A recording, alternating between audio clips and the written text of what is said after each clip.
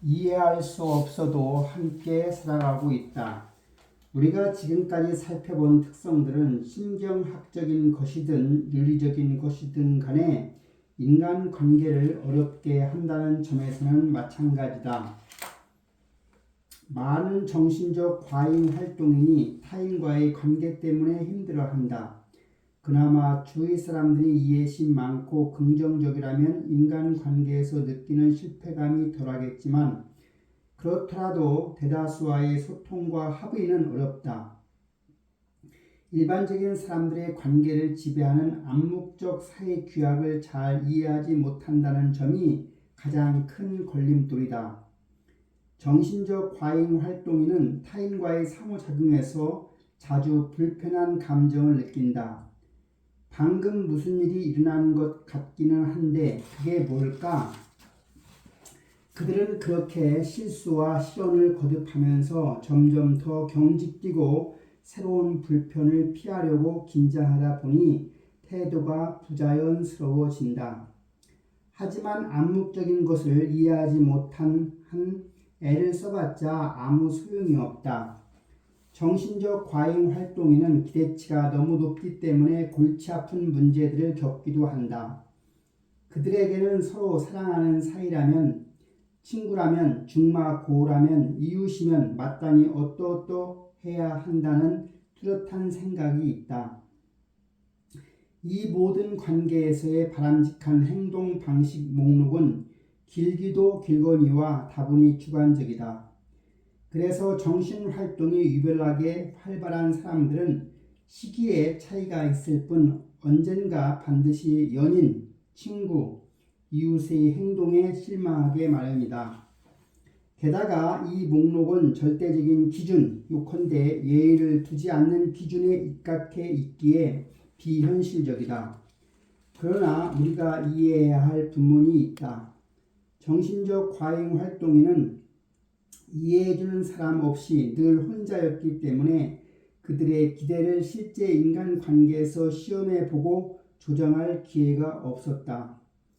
그래서 정신활동이 유별나게 활발한 사람들끼리도 코드가 달라서 서로에게 상처를 입힐 수 있다. 그들의 가치는 보통 사람이 우선시하는 것과 동떨어져 있다. 그러니 피차 이해 못하기는 마찬가지다. 이쪽이나 저쪽이나 아니 왜 저런 거에 관심을 쏟는 거야 라고 생각하기는 똑같다. 정신적 과잉 활동인이 거부나 괴롭힘을 당하는 일은 흔히 일어난다. 아주 심각한 경우에는 안타깝지만 그런 경우가 너무 많은데 정신적 과잉 활동인의 약점을 이용해 조종하려 하는 못된 사람의 손아귀에 떨어지곤 만다. 당신을 힘들게 하는 존재 심리 조종자. 나는 왜 그에게 휘둘리는가? 라는 책에서 정신적 폭력, 심리 조종자 특유의 행동 방식과 심리 지배 관계를 다룬 바 있다. 당시 나의 관심은 심리 조종자, 다시 말해 가해자에게 집중되어 있었으나 차츰 피해자들의 프로필로 관심이 옮겨갔다. 그래서 그 책에서 심리 조종을 당할 위험을 가중시키는 몇 가지 성격 요인들의 한 장 전체를 할애했다. 내가 제일 놀란 점은 그러한 성격 요인들이 원론적으로는 긍정적 측면들에 해당하는 것이다. 보통 사람보다 유쾌하며 활력이 넘치고 자연스러운 호의와 친절이 넘치고 자기 자신을 돌아보고 비판할 줄 알고 진심으로 갈등을 해결하고 싶어하고 이런 사람들일수록 심리 조종에 말려들기 쉽다. 그 책을 내고 나니 더 이상 심리 조종들에게만 초점을 맞출 필요가 없었고 본격적으로 피해자들에게 관심을 두게 되었다. 나는 이제 나르시시즘에 빠진 변태가 정신활동이 유별나게 활발한 사람을 노린다고 믿어 의심치 않는다. 영재에 대한 연구들이 이 믿음을 확증해준다. 영재들은 대개 혼자 몽상하기를 좋아하는 조용한 아이들이다. 하지만 이 아이들은 친절한 편이어서 또래들에게도 웬만큼 인기가 있다. 진짜 문제는 사람을 괴롭히고 이용하기 좋아하는 애들이 꼬이는 거다. 내가 상담을 하면서 느낀 바로는 우리는 학교 폭력의 심각성과 피해자 규모를 간과하고 있다. 더욱이 토니 애트우드도 아스퍼거 증후군에서 한 장 전체를 심각한 학교 폭력의 피해자가 되는 아스피 아동들에 할애하고 있다. 심리 주정자에게 쉽게 걸려드는 이유 하나. 정신활동이 유별나게 활발한 사람은 의식구조 자체가 심리 지배에 걸려들기 쉽다. 심리 조종자는 그의 정체성의 공백을 보고 달려든다. 정신적 과잉 활동인은 친밀하고 따뜻하고 강렬한 인간관계에 목말라하고 병적으로 진심을 담아 행동하기 때문에 심리 조종자가 의도적으로 접근하고 속내를 감춘 채 듣기 좋은 말만 한다는 것을 모른다.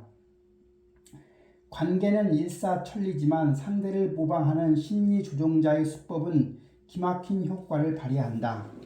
누구에게도 이해받지 못하고 영혼의 가족을 갈망하던 그는 드디어 자신과 비슷한 사람, 자신을 있는 그대로 받아들여주는 사람을 찾았다고 생각하고 이 관계를 잃지 않으려 안간힘을 쓴다. 차츰 관계가 변질되어도 그는 자신을 탓하면서까지 무조건 상대를 이해하려 한다. 다각적으로 사고하는 사람이기에 별의별 것을 다 생각해보고 끝없이 곱씹는다. 갈등을 극도로 두려워하기에 분위기가 험악해진다 싶으면 무조건 자기가 양보한다. 그는 죄의식을 느끼기 쉬운 사람이고 그래서 일이 잘못되어 갈 때마다 자책하며 괴로워할 것이다.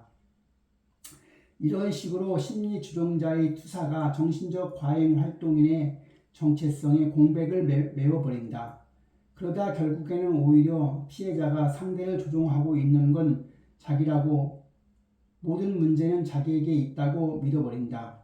사실 그는 어렸을 때부터 그러한 입장에서 살아왔기 때문에 그렇게 믿어버릴 만도 하다. 심리 조종자에게 쉽게 걸려드는 이유 둘. 단언컨대 나르시시즘에 빠진 변태는 정신활동이 유별나게 활발한 사람을 마음 깊이 미워한다. 그 둘은 완전히 정반대이기 때문이다. 자기밖에 모르는 심리 주종자는 셈이 많고 악의적이며 누구도 쉽게 믿지 않는다. 그들은 불평이 많고 비겁하고 알맹이가 없다. 그런 인간이 어떻게 자연스러운 호의와 친절이 넘치는 사람, 남의 말을 쉽게 믿고 너그러우며 활력이 넘치는 사람을 좋아할 수 있겠는가? 심리 주종자들은 남의 생명력을 훔치고 망가뜨리는 족속이다. 그들은 삶에 대한 사랑과 기쁨을 더럽히고 짓밟고 쑥대밭으로 만들어야만 직성이 풀린다. 나는 나르시시즘에 빠진 변태와 정신적 과잉 활동인 사이에서 가공할 만한 상호 보완성을 발견했다. 그 둘은 마치 검정색과 흰색으로 색깔만 다른 똑같은 퍼즐 속의 두 조각 같다. 둘의 만남은 천사와 악마의 만남이다. 일단 그들이 만나면 선과 악, 삶과 죽음, 전략가와 순진한 아이 사이에 대등하지 않지만 인정사정 없는 싸움이 이어간다. 이 놀라운 상보성의 예를 들어보겠다. 나는 이 책 앞부분에서 정신적 과잉 활동인의 감각 과민증을 다루었다. 나는 왜 그에게 휘둘리는가에서 심리 주종자들이 일방적인 소리, 냄새, 존재감으로 피해자의 감각 공간을 침범함으로써 피해자를 미치게 만든다고 설명했었다. 그런데 소리, 냄새 등의 감각에 둔감한 보통 사람들보다는 감각 과민증이 있는 사람을 이런 식으로 궁지에 빠뜨리기가 훨씬 쉬울 것이다. 다른 예를 들어보겠다. 나는 앞에서 정신적 과잉 활동에는 잠을 깊이 자지 못하는 경우가 많다고 했다. 그런데 심리 주종자들은 피해자가 잠을 이루지 못하도록 괴롭히기 좋아하는 족속이다. 그들은 일부러 잠자리에 들 시간에 피해자를 도발하거나 싸움을 벌인다. 피해자는 잠자리에 누워도 꼬리에 꼬리를 물고 뻗어나가는 생각 때문에 눈이 말똥말똥하다. 저쪽에서 들으라는 듯이 한숨을 쉬고 자꾸 뒤척이고 코를 골고 말 같지도 않은 핑계로 불을 켜고 한밤중에 노크를 하고 정신활동이 유별나게 활발한 사람은 편도체가 민감하기 때문에 자다가 한번 깨면 도로 잠들기가 어렵다. 수면 부족은 세로토닌 분비와 직결되어 있기 때문에 괴롭힘이나 학대로 인한 자살에서 아주 중요한 변수가 된다. 이런 식으로 서로 맞아떨어지는 부분들이 너무 많다. 심리주종자들은 음흉하고 거짓말쟁이며 악의적이다. 정신적 과잉활동인은 진술하고 속이 투명하게 비친다고 할 만큼 정직하며 다소 병적일 정도로 호의적이다. 심리주종자들은 자신만만하고 단호하며 남 탓을 잘한다. 정신적 과잉활동인은 자기 역량을 의심하고 자기 주장을 내세우지 못하며 항상 자기 탓만 한다.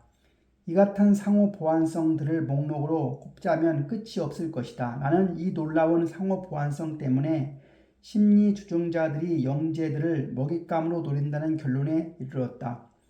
이러한 결론은 여러 차례 검증되었다. 사생활에서든 사회생활에서든 타인의 괴롭힘 때문에 상담을 받으러 온 사람들을 임상적으로 관찰한 결과 정신활동이 유별나게 활발한 사람이 자신은 상상도 할 수 없는 악의 비상상적이기 짝이 없는 태업, 적대적인 태도에 부딪히는 경우가 큰 비중을 차지하고 있다. 24시간 서비스 중인 거짓 자아. 사실 정신적 과잉활동인을 지배관계에 올가매는 것은 그자들의 거짓 자아다. 거짓 자아는 주위의 모든 기대에 부응하게끔 프로그램이 되어 있기 때문에 자동으로 작동한다. 거짓 자아라는 기제는 나르시시즘에 빠진 변태들이 이용해 먹고 권능을 발휘하기에 딱 좋은 기제다. 그들은 피해자를 똥개 훈련시키면서 이 능력을 시험하고는 사악한 기쁨을 느낀다.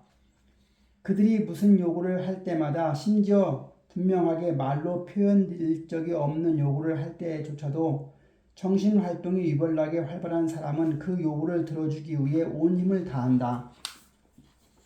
참 신기하고 재미있지 않는가? 그는 그 요구들이 서로 모순된다는 것도 의식하지 못한 채 어떻게든 기대에 부응하려고 애쓴다.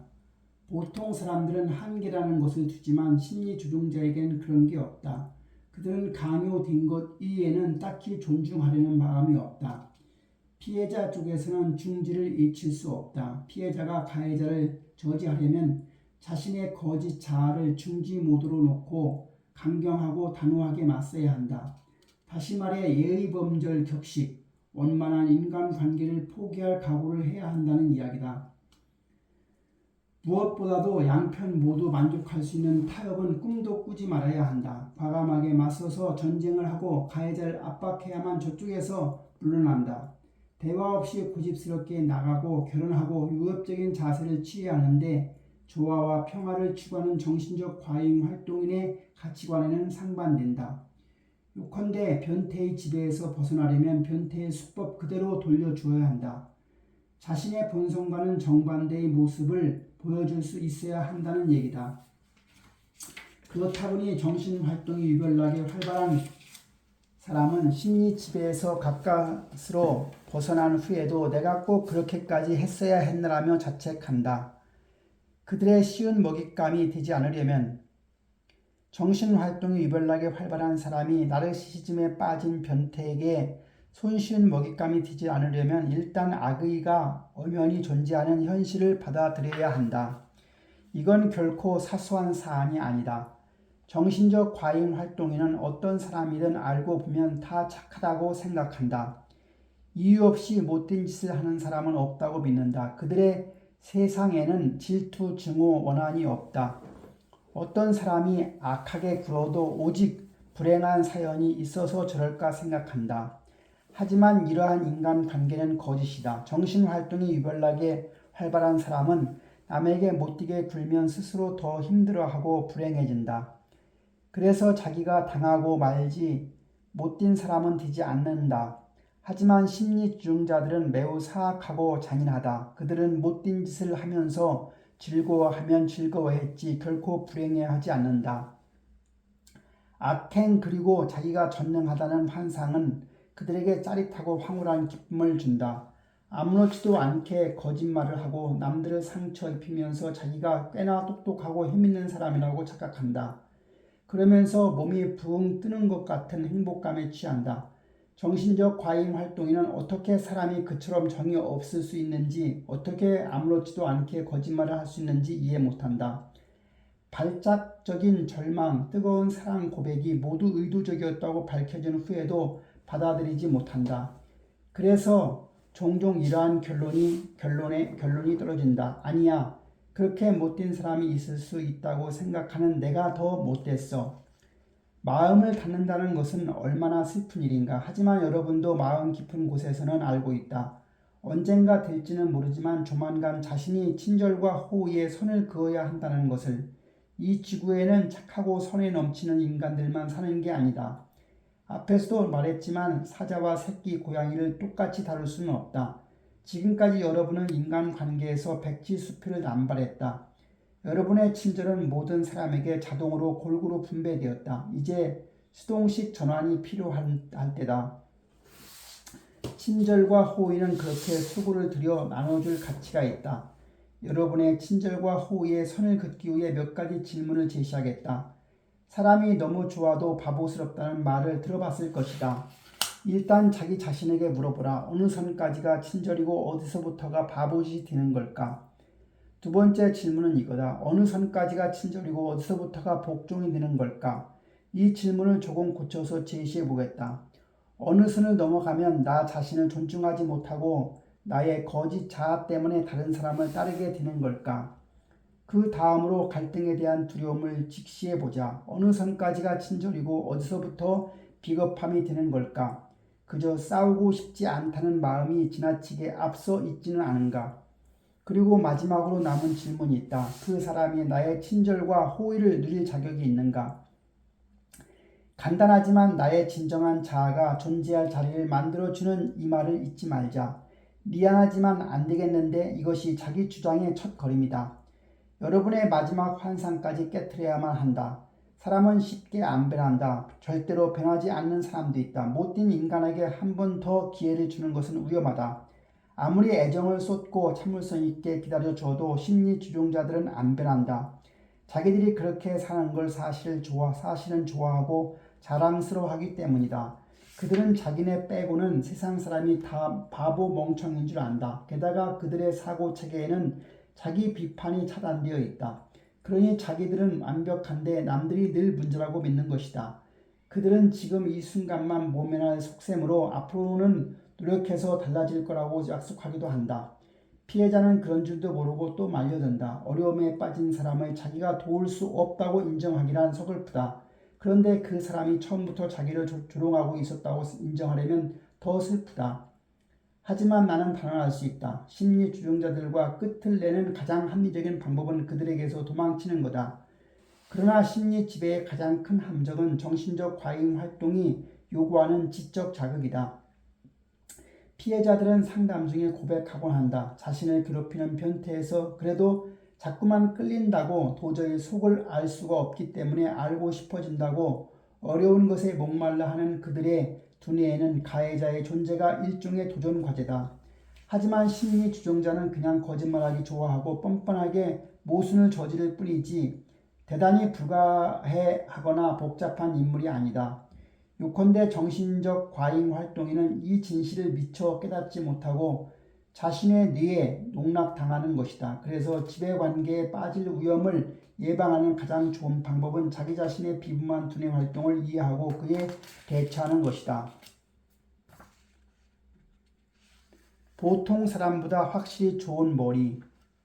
동의하기는 어렵겠지만 여러분의 가장 큰 문제는 바로 여러분의 두뇌 활동이다. 여러분은 보통 사람보다 분명히 머리가 좋은 편이다. 이건 순전히 객관적인 설명이다. 다각적 사고가 연속적 사고보다 효율적이고 유능하다고 말할 수 있는 이유는 여러 가지가 있다. 다각적 사고는 더 많은 데이터를 동시에 소화한다. 연상작용에 근거한 다각적 사고는 더 많은 것을 기억하고 더 많은 해결책을 제안할 가능성이 높다. 다양한 분야를 가로지르는 연상작용은 창의성을 신장한다. 이러한 연상작용이 사고의 지름길로 작용하여 신속하게 결론을 이끌어낸다. 상황을 총체적으로 아우르고 고려할 수 있어서 관련 문제들을 종합적으로 조망하고 답을 낸다. 실제로 다각적 사고를 하는 사람들의 뇌파를 측정한 연구 결과가 있는데 우뇌에서 좌파의 흐름이 더 빠르게 나타났다.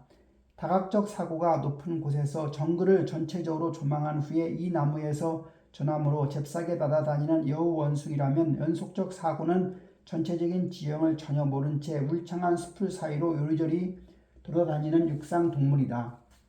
정신적 과잉 활동에는 좀체 자기들이 보통 사람보다 머리가 좋다고 인정하지 않는다. 두뇌 활동이 남들과 다르다는 지적에는 동의해도 절대로 남들보다 우수하다고 말하지는 않는다. 그 이유는 정말로 머리가 좋은 사람일수록 자기 자신을 믿지 못하고 남들도 그 사실을 알아주지 않는다는 패러독스 때문이다. 그래서 이들은 자기들이 비범한 지성의 소유자라는 생각을 한사코 거부한다. 심지어 그런 말을 들으면 크게 충격을 받기도 한다. 일단 그런 발상은 평등과 파괴를 지향하는 그들의 가치관과 잘 안 맞는다. 그리고 보통 사람들보다 지적으로 우수하다는 확신은 그들의 겸손과도 어우러지기 힘들다. 사실 자기는 좀 예민한 편이고 남들과 동떨어져 있는 사람이라고 생각하는 쪽이 마음은 편하다. 똑똑한 사람은 그만큼 남들의 눈에도 튀어 보이지 않는가? 내가 비범한 지성을 운운하면 어떤 사람들은 이렇게 대꾸한다. 지금도 자기만 따로 노는 것 같아 괴로운데 보통 사람보다 머리가 좋다고 생각하면 더욱더 고립되지 않겠느냐고 말이다. 그렇지만 사실은 사실로 받아들여야만 한다. 있는 그대로의 자신을 마주해야만 거짓 자아 뒤에 숨어야 한다는 생각에서 해방될 수 있다. 다만 진정한 자아가 어린 시절부터 갇혀 지내던 독방에서 나오려면 먼저 불안의 통로를 지나 세 겹의 문을 통과해야 한다. 버림받고 거부당할지 모른다는 두려움, 아무도 이해해주지 않는 혼자만의 슬픔, 참다운 자기 자신이 되지 못하는 분노, 이 세 개의 문을 기억하고 있는가? 자신의 본 모습을 인정한다는 것은 어마어마한 일이다. 지금까지 습득한 정보를 모두 뒤집고 말도 안 되는 고통과 실패의 여정을 새로운 관점에서 다시 써야 하기 때문이다. 자기의 보고는 너무 과격하고 급작스럽다. 불안의 통로는 으스으스하기 짝이 없고 감당하기 어려운 분노가 치밀어 오른다. 마음속 깊이 웅크리고 있던 분노를 피하기 위해 전형적인 부정의 기제가 빠르게 가동된다. 어쨌든 선생님이 잘못 보셨어요. 저는 오히려 아둔한 편인거려. 그러고는 자기가 얼마나 바보 같은 일들을 저질렀는지 신속하게 주워 섬기기 시작한다. 자기는 어리석은 사람이라는 환상을 이런 식으로 유지하는 것이다. 정신적 과잉 활동에는 자기가 대체로 산만한 데다가 남들이 쉽게 해결하는 일상적인 문제들 앞에서 쩔쩔맨다고 생각하고 더 중요하고 어려운 문제들을 잘 해결하는 편이라는 것을 모른다. 대단한 성과를 내고도 그냥 좀 놀라기만 할 뿐 과제가 쉬워서 그랬겠거니 넘어간다. 하지만 자기들의 강점을 지닌 분야에서는 어떤 과제가 떨어져도 멋지게 해낸다. 그들은 신속하고 유능하다. 자기들도 일을 빠르게 잘하는 줄은 안다. 하지만 남들은 자기처럼 못한다는 생각을 꿈에도 못한다. 주위 사람들이 손을 못쓰고 쩔쩔매는 모습을 곧잘 보면서 그런 생각을 못한다. 마르틴은 희귀의 비서 일을 한다. 맨 처음에 취직한 곳은 가족끼리 운영하는 작은 회사였다. 그 회사는 업무 체계가 엉망진창이었고 청구서 발행이 늦어지거나 잘못 발행되는 일이 비일비재했다. 마르틴은 2년도 안 되어 그 회사의 청구 및 자금 지급 흐름을 정상화했고 장부를 완벽하게 정리했으며 효율적인 업무 체계를 만들어 놓았다. 그러한 체계가 지나치게 효율적인 나머지 나중에는 자기가 할 일이 없어 조금 심심할 정도였다고 한다. 마르틴은 왜 다른 직원들은 자기처럼 일하지 않는지 진심으로 이해할 수 없었다. 이렇게 일을 하면 얼마나 쉬운데 조금씩 감지되는 주위 사람들의 적의와 시샘은 그녀가 더 이해하기 어려운 것이었다. 시샘을 받을 만큼 뛰어나게 잘한 일도 없는데 왜 그럴까?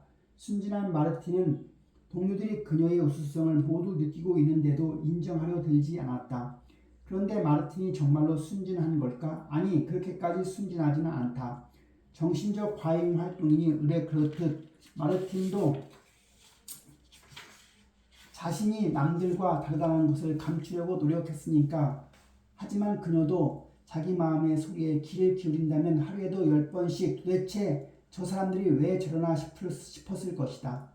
마르틴이 그런 생각을 스스로에게 허용하기만 했다면 남들이 정신이 딴 데 가 있는 사람, 고집쟁이, 밴댕이, 소갈딱지 같은 것을 알았을 것이다. 다른 사람들이 굼뜨거나 몰상식한 판단을 내릴 때마다 마르틴은 속으로 절망감을 느꼈다.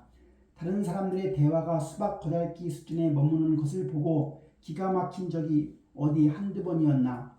동료들의 지적은 하품날 정도로 진부했다. 마르틴은 마음만 먹으면 얼마든지 그들을 자기밖에 모르는 보잘것없는 사람들로 몰아붙일 수 있었다. 대놓고 멍청한 것들이라고 부를 수도 있었다. 하지만 안 될 말씀, 마르틴은 그런 식의 가치 판단 앞에서 화들짝 물러났다. 이쪽으로 발을 들이면 안 돼. 빨리 VIP 접대 살롱으로 돌아가자. 하지만 여러분이 자신의 지적 우위를 인정하지 않기 때문에 보통 사람들에게 민폐가 된다는 생각을 해보았는가? 올림픽 금메달 리스트가 신체 조건의 우위성을 남몰라라 한 채 아마추어들과 시합을 한다고 상상해보자. 일요일에나 취미 삼아 운동을 하던 선수들은 그의 압도적인 기량 앞에 꼴이 우스워지고 심한 좌절감을 맛볼 것이다. 그래놓고 금메달 리스트가 겸손을 떤답시고 자기가 특별히 실력이 뛰어난 것은 아니라고 말했다. 치자. 아마추어 선수들이 그를 눈에 가시처럼 여기고 일부러 따돌릴 만도 하다. 자신의 지적 우위를 인정하지 않고 능력 없는 사람들과 대등하게 대우받기를 원하는 것은 어떤 면에서 이 금메달 리스트와 다르지 않다. 보통 사람이 자기가 몇 주 동안 끙끙대던 문제를 당신이 순식간에 해결해 버릴 때 어떤 기분을 느끼는지 아는가? 한술 더 떠서 문제가 별로 어렵지 않았다고 당신이 머리가 좋은 게 아니라고 말한다면 그 사람은 기분이 어떨까? 자신의 우수성을 고려하지 않는 겸손은 거짓 겸손, 심하게는 경멸로 오해받는다. 이러한 관점에서 보면 여러분이 허구한 날 적의와 시샘을 불러일으키는 것도 당연하지 않는가? 나는 열등한 사람들은 뼈저리게 느끼는데 정작 우수한 사람들은 줄기차게 부정하는 이 격차가 여러 가지 형태의 따돌림과 괴롭힘을 낳는다고 본다. 공손함과 거짓 겸손을 혼돈하면 안 된다. 여러분이 자신의 본 모습을 부정한다고 해서 남들이 여러분을 받아들일 수 있는 것은 아니다. 오히려 자신을 그냥 있는 그대로 내보여야 한다. 사실을 확인하는데 허세는 필요 없다. 자신의 객관성을 온전히 회복하면 그걸로 충분하다.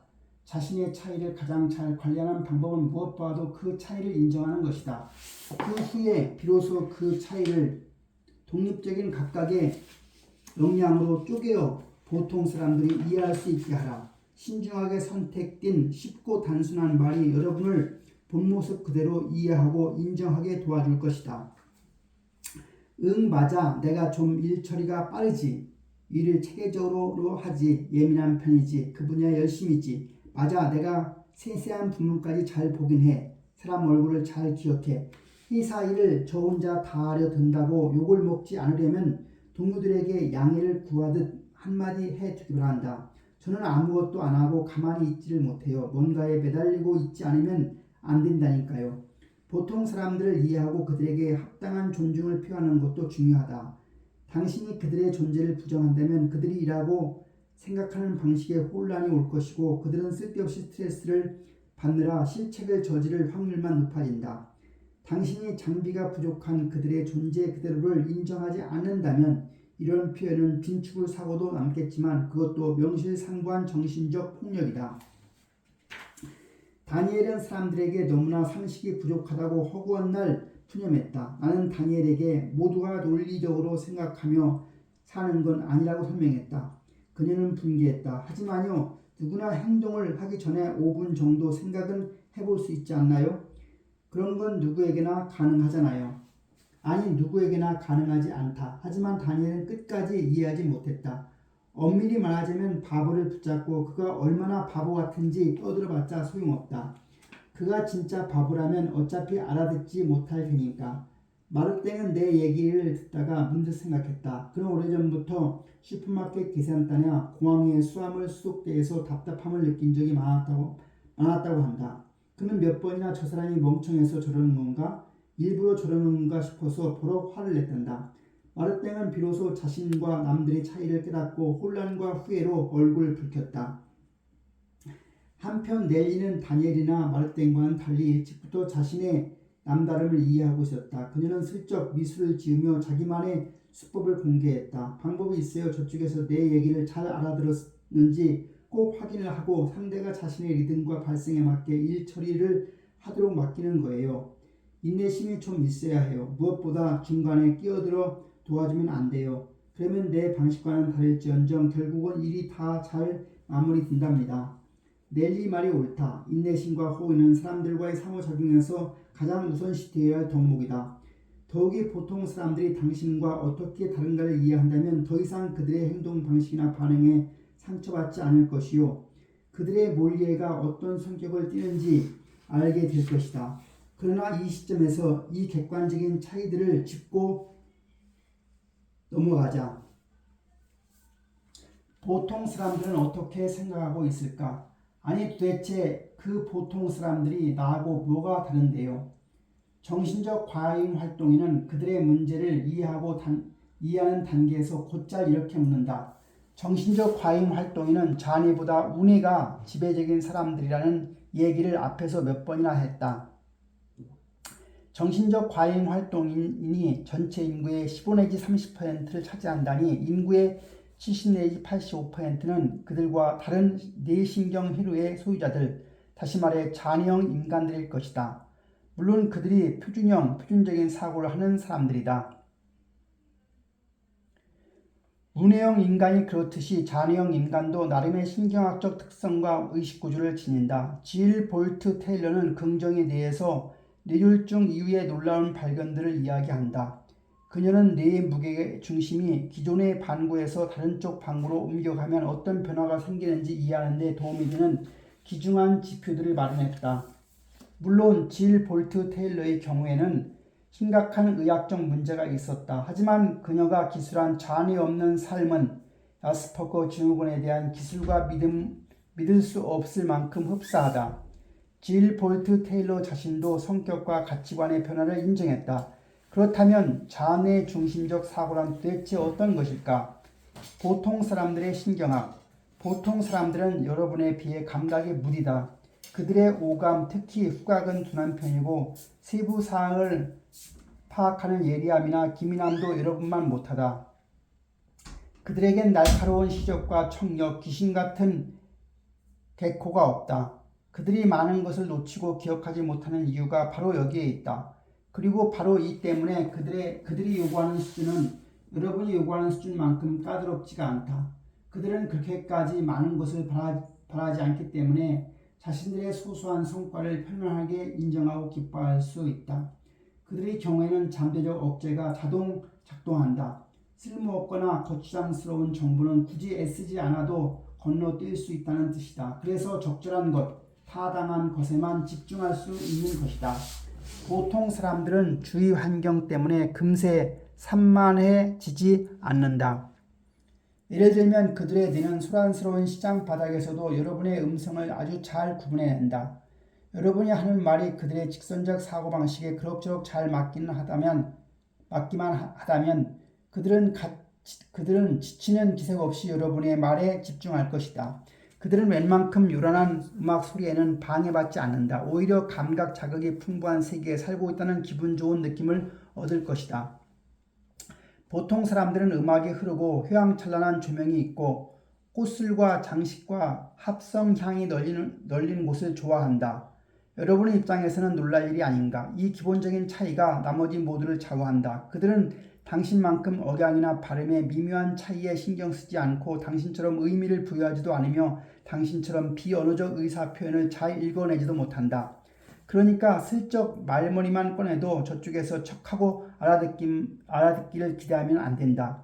그들은 당신처럼 눈치가 빠르지 않다. 그들을 정말로 따끔하게 혼내주고 싶다면 애둘러 말하지 말고 강도 있게 비판하든가 그들이 민감하게 느끼는 수치를 자극해야 한다. 질 볼트 테일러는 잔해형 인간으로 살던 과거에 감정적이지는 않았지만 불안도 높았다고 예상했다. 그녀는 뇌졸중 이후에 정서적인 면이 얼마나 큰 비중을 차지하게 되었는지 기술했다. 자니가 우세하던 시기에 그녀는 칭찬과 격려에 둔감했고 누군가의 애정어린 성원이 있어야만 열심히 일할 수 있는 사람도 아니었다. 그러나 운의의 의지에 살아가게 되면서부터 정서적인 지원은 필수 불가결한 것이 되었다. 그녀는 사람들과 주고받는 대화에서 에너지를 자원하는 중요한 요소들을 포착하곤 했다. 어떤 사람들은 그녀의 에너지를 빨아들이는 것 같아서 폐쇄적인 자세로 대하지 않을 수 없었다. 또 어떤 사람은 따뜻한 호의로 그녀의 기운을 북돋아 주었다. 테일러는 변함없는 애정과 지원, 따뜻하고 참을성 있는 격려 없이는 자신이 치유될 수 없다는 것을 알았다. 이런 얘기가 너무나 당연하게 다가오는가? 상대의 비언어적 표현이 문득 눈에 들어오고 상대의 속내가 훤히 읽히는 현상, 심오한 명상 중에 느끼는 것과 같은 무라일체의 경지가 테일러에겐 계시와도 같았다. 보편적인 사랑에 흠뻑 잠긴 채 자연과 인류를 가깝게 느끼는 것, 보통 사람들은 이런 쪽으로 소양이 없다. 그들의 연속적 사고방식은 군데군데 매듭이 있는 밧줄에 비유될 수가 있다. 그들은 질서정연하게 하나의 매듭을 풀고 다음 매듭으로 나아간다. 이 과정이 여러분이 보기에는 한심할 정도로 느낀다. 여러분은 전체적인 모양새를 볼 수 있기 때문에 이를테면 밧줄은 엄청 길고 자질구레한 매듭이 줄줄이 기다리고 있을 거라는 예상이 가능하기 때문에 더욱더 속이 탄다. 여러분이 중간 단계를 건너뛰고 밧줄 끄트머리로 곧장 가려고 하면 혹은 그들에게 통하지 않는 방식으로 조언을 하면 그들은 여러분이 얘기가 끝날 때까지 기다렸다가 방금 전에 중단한 바로 그 자리에서 아까와 똑같은 방식으로 매듭을 풀어갈 것이다. 이게 핵심이다. 보통 사람들에게 매듭 따위는 집어치우라고 강요하지 마라. 그들은 짜증을 내거나 혼란스러워할 것이다. 그러한 연속적 사고방식이 학교 교육에는 더 잘 맞는다. 연속적 사고방식은 어느 방향으로든 분산의 여지가 없으며 암기에 적합하다.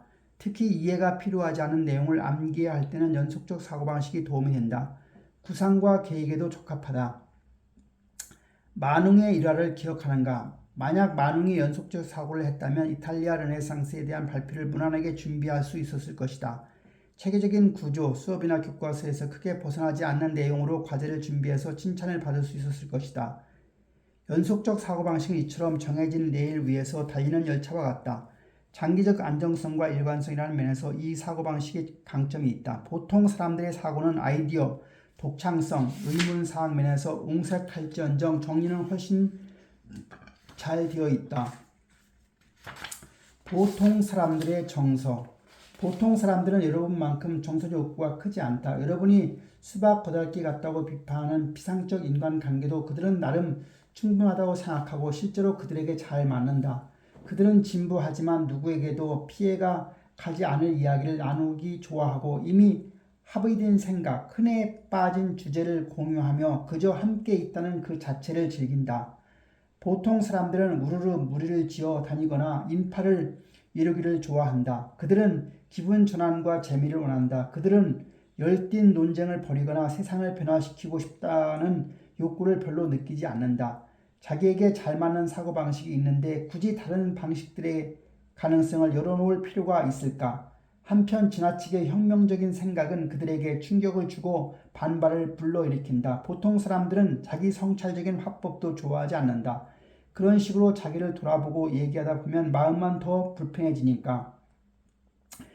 그들은 일이 뭔가 잘못되어 갈 때에만 자기 속내를 털어놓고 싶은 욕구를 느낀다. 그리고 바로 이때 정신활동이 유별나게 활발한 사람들 특유의 경청과 감정이입이 보통 사람들 옆에서 빛을 발한다. 하지만 보통 사람들은 일이 다시 잘 풀리면 저만치 물러나 진부한 대화에서 얻은 편안함과 즐거움으로 돌아간다. 정신활동이 유별나게 활발한 사람은 드디어 속을 털어놓을 수 있는 친구를 찾았다고 생각했다가 다시 표면적인 소통으로 돌아가니 크게 실망한다. 뭐가 잘 안 풀릴 때에는 자기를 이용했다가 다 해결되고 나서는 헌신짝처럼 버렸다고 생각하면 씁쓸하다. 하지만 이건 잘못된 해석이다. 보통 사람들은 심도 깊은 대화는 정말로 의기소침할 때만 필요하다고 생각한다. 보통 사람들은 관습에서 벗어나는 것을 아주 비판적으로 본다.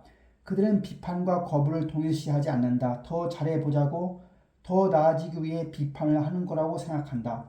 또 그들은 주변에서 일어나는 일과 주위 사람들의 행동에 대해 이러쿵저러쿵 말하기를 좋아한다. 정신적 과잉 활동인은 누군가에 대해 우르르 흉보는 분위기를 좀채 견디지 못한다.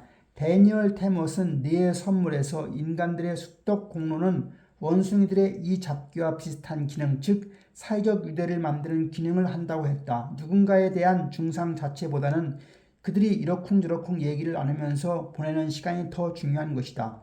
따라서 그러한 행동 방식에도 의미는 있다. 그 의미가 정신적 과잉 활동인에게는 와닿지 않을 뿐이다. 굳이 서로 이를 잡아주는 행위를 하지 않아도 늘 다른 사람들과 연결되어 있다고 느끼니까. 좌뇌의 의식 구조, 개인주의.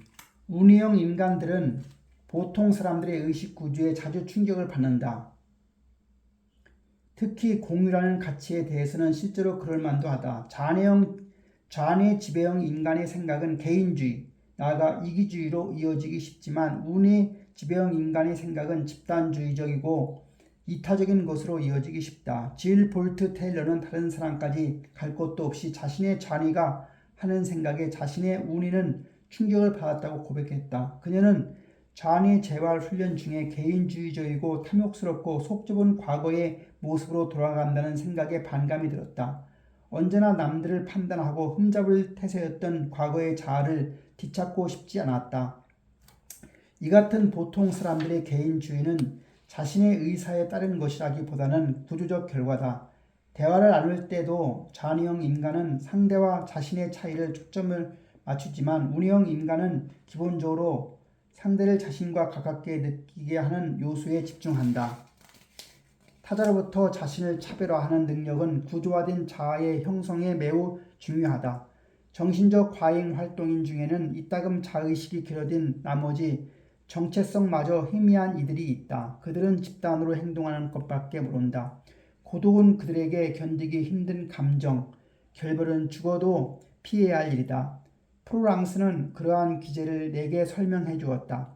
누군가가 내 삶에 들어왔다면 절대 내보낼 수 없어요. 제 삶은 모든 등장인물이 자기 대사를 해야만 하는 연극 같아요.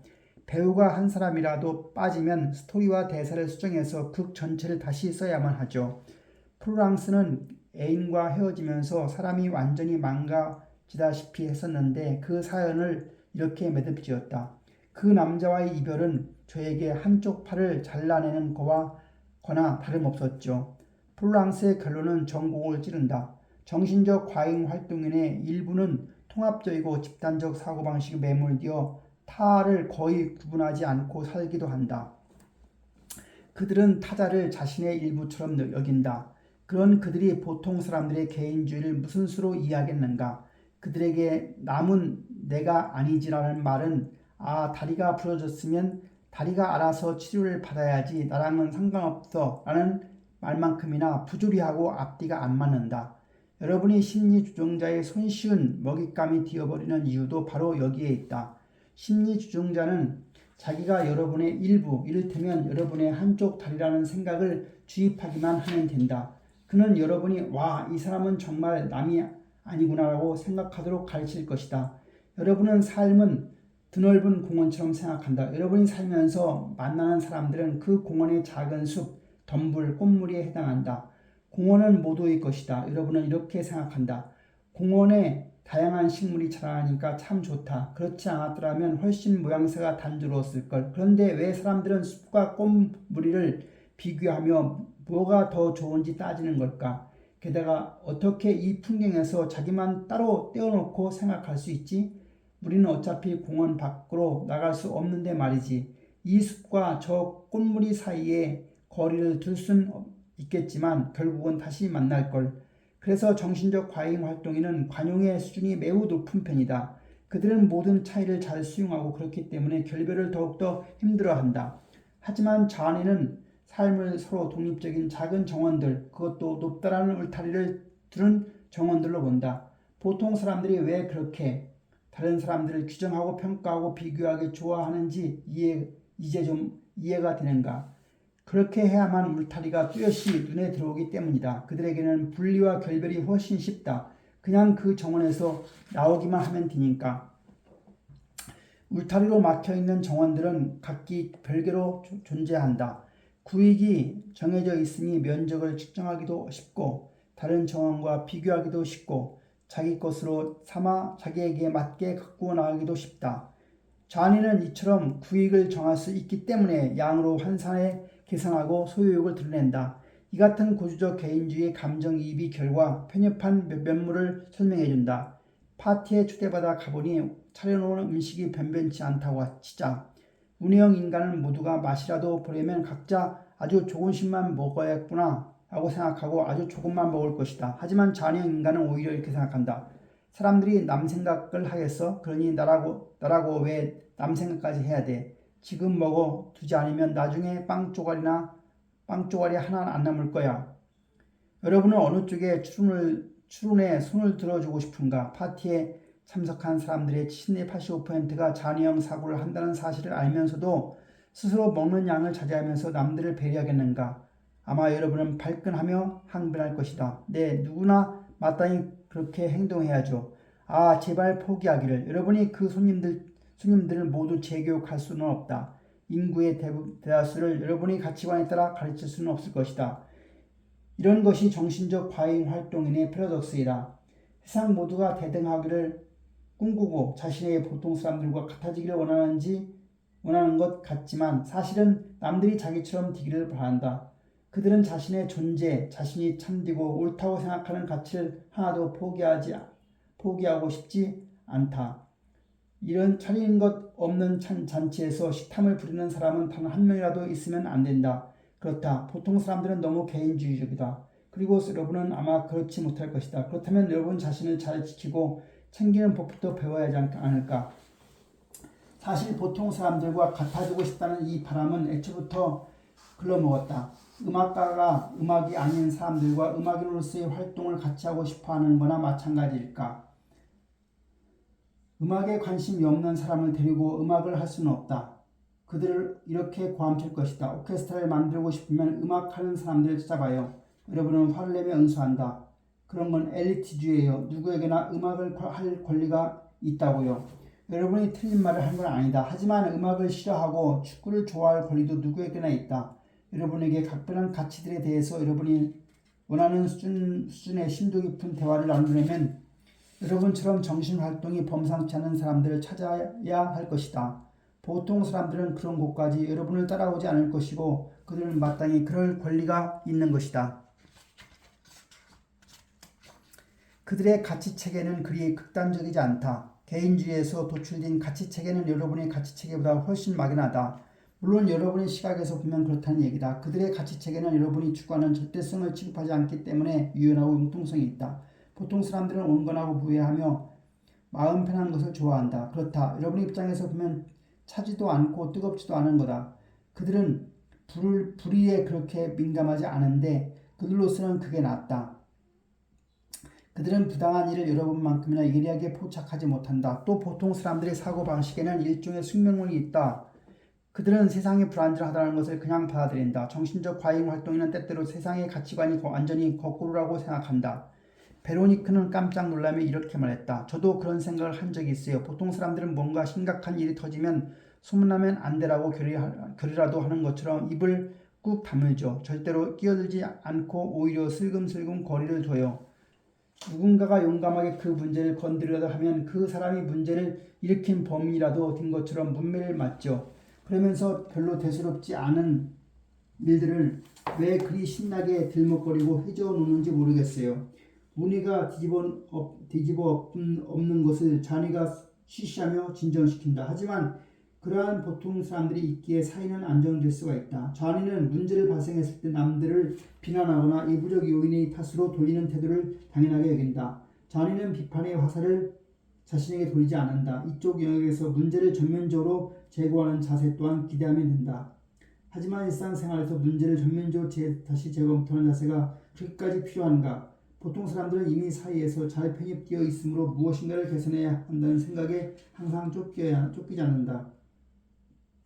보통 사람들의 도덕적 모토는 대개 안 보면 그만이다가 기본이다. 그들은 지의식에 덜 민감한 반면에 창피를 당하는 것을 몹시 싫어한다. 실책, 불성실, 시민의식의 부재가 현장에서 들통날 경우 그들은 체면을 지키기 위해서 마음에 없는 말이나 변명을 얼마든지 할 수가 있다. 하지만 정신적 활동이 유별나게 활발한 사람은 똑같은 상황에서도 실제로 잘못된 행동을 했다고 생각하면 과오를 인정하고 만회하기 위해 노력하는 편이다.